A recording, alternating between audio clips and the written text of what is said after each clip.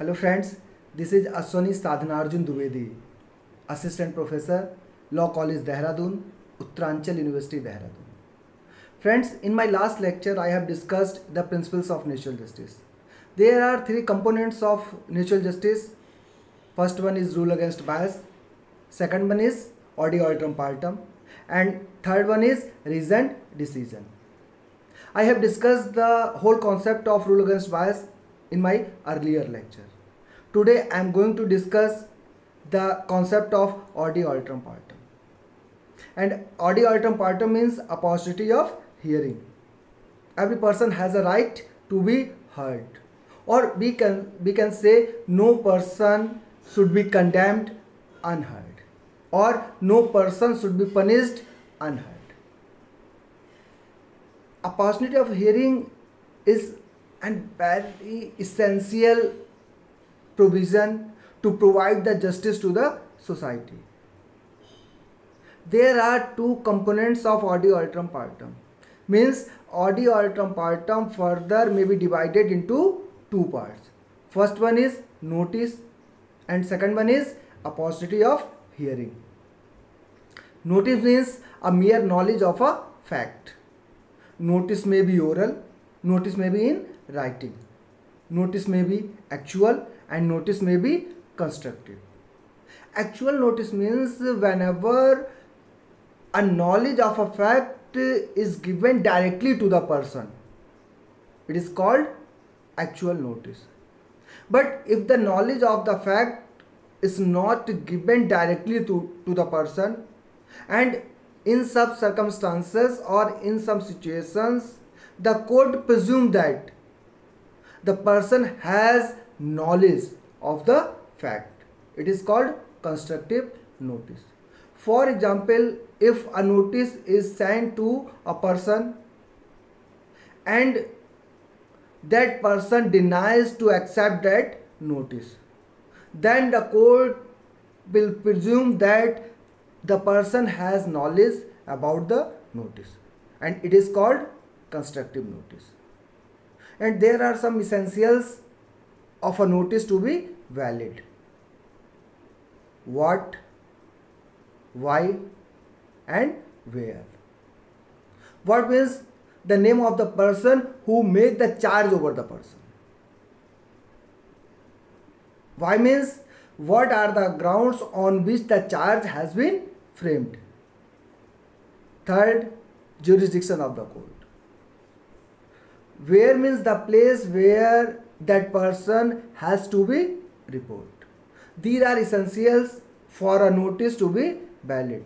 If a notice does not fulfill all these essentials, the notice will be considered invalid. And odi alteram partem second component is opportunity of hearing. Opportunity of hearing means every person has a right to be heard. There are some essentials of opportunity of hearing. First one is the person has a right to report to the court. The person has right to submit all the evidences in court which he feels that it is very vital to justice, or it is very important for securing the justice in his or her favor. The person has right to call the witnesses in his favor. And the very important aspect of opportunity of hearing is any party will not be allowed to submit the evidence in the absence of another party, because every person has right to cross-examine the witnesses and evidence of against party.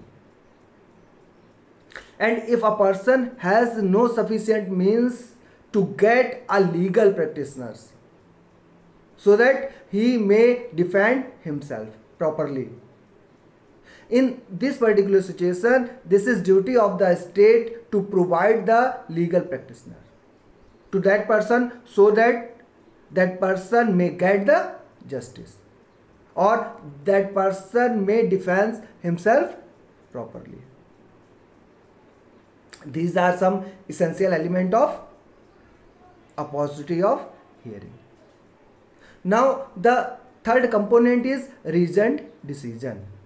And reasoned decision means all the judgment should be based on some reasonable grounds.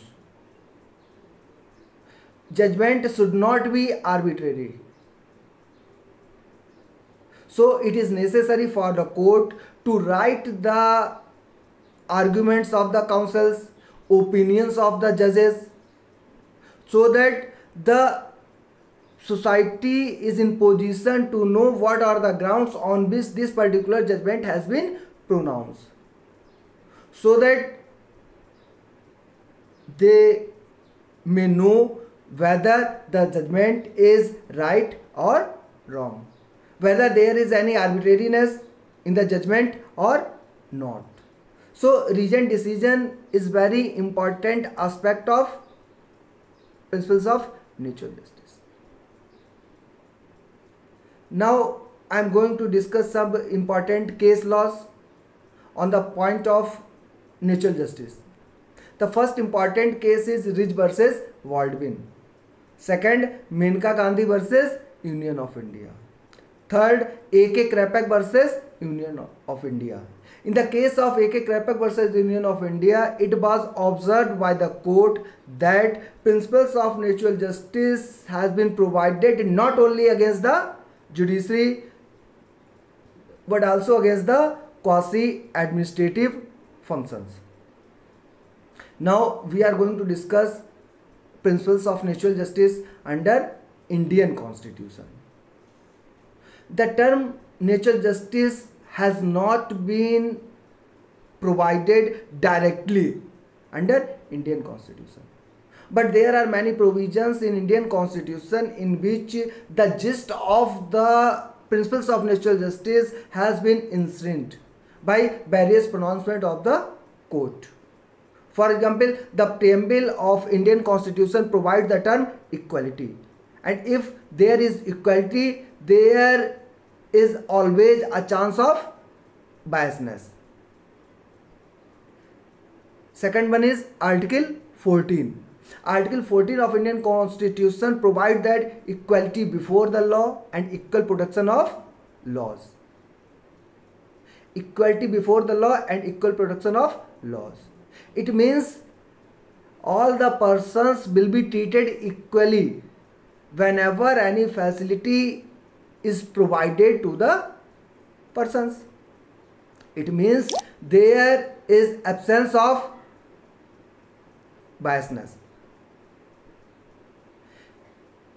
Second important thing, if both the parties provided equal opportunity of cross-examine, it means there is absence of arbitrariness. Article 21 of Indian Constitution. Article 21 of Indian Constitution provides that no person shall be deprived of life and personal liberty except procedure established by law. But in the case of Menka Gandhi, it was observed that procedure established by law means due process of law, means process should be just, fair and reasonable. It is also essential part of principles of natural justice. Article 22 of Indian Constitution. Article 22 of Indian Constitution provides some rights to the arrested person.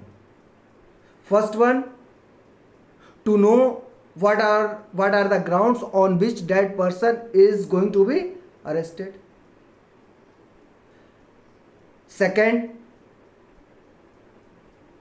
to produce before the court within 24 hours. Third, to get a legal practitioner of his or her choice so that a proper defense may be taken for justice. Article 32, remedy available.